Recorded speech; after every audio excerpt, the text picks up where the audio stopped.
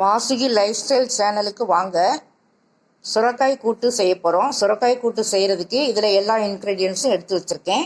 Medium size சுரைக்காயாக இந்த அளவு வெட்டி வச்சுக்கிறணும். ரொம்ப பொடுசாக வெட்டாமல் இந்த சைஸில் வெட்டணும்.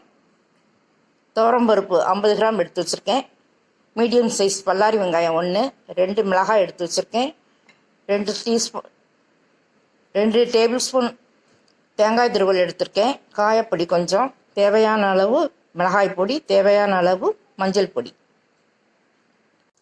சுரக்காய் கூட்டு செய்கிறதுக்கு மீடியம் சைஸ் சுரக்காய் 1 நறுக்கி போட்டிருக்கேன். மீடியம் சைஸ் பல்லாரி வெங்காயம் 1, துவரம்பருப்பு 50 கிராம்,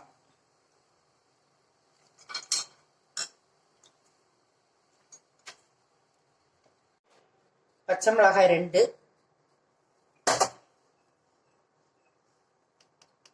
கால் ஸ்பூன் மஞ்சள் பொடி, 1 டீஸ்பூன் மிளகாய் பொடி, கால் ஸ்பூன் காயப்பொடி, கால் ஸ்பூன் காயப்பொடி. இது சுரக்காய் முங்குற அளவுக்கு தண்ணி ஊற்றினா போதும்.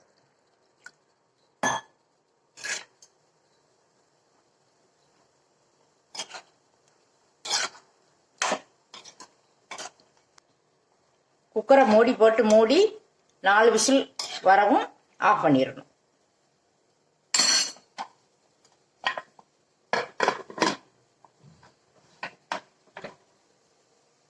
வெயிட் போட்டு 4 விசில் வரவும் ஆஃப் பண்ணிடுவோம். சுரக்காய் வெந்துருச்சு. இன்னும் இதுக்கு ஒரு தாளிப்பு கொடுத்துடலாம். இந்த கூட்டுக்கு 1/2 ஸ்பூன் உப்பு சேர்த்துக்கலாம்.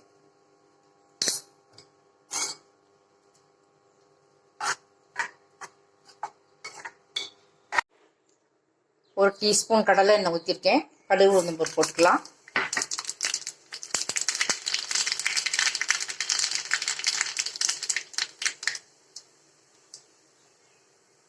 கடுகு வெடிச்சதும் வெங்காயம் போட்டுக்கலாம்.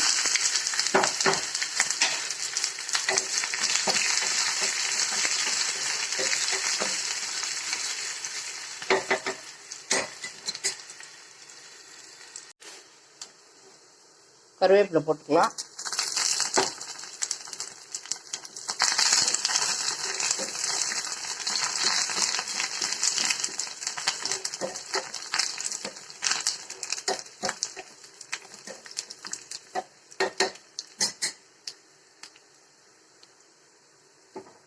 தாளிச்சதை பருப்பில் சேர்த்துக்கலாம். சுரக்காய் கூட்டில் சேர்த்துக்கலாம்.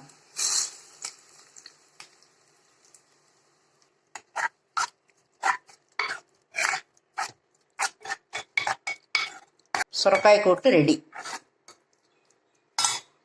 இந்த கூட்டை சாதத்தில் போட்டு இப்படி நெய் ஊற்றி சாப்பிட்டாலும் நல்ல டேஸ்டாக இருக்கும். சப்பாத்திக்கும் வச்சு சாப்பிடலாம். சுரக்காய் கூட்டு வச்சு சாப்பிட்டு பார்த்துட்டு சப்ஸ்கிரைப் பண்ணுங்கள். பெல் பட்டன் ஆன் பண்ணுங்கள். பிடிச்சிருந்தால் லைக் பண்ணுங்கள். கமெண்ட்ஸ் கொடுங்க.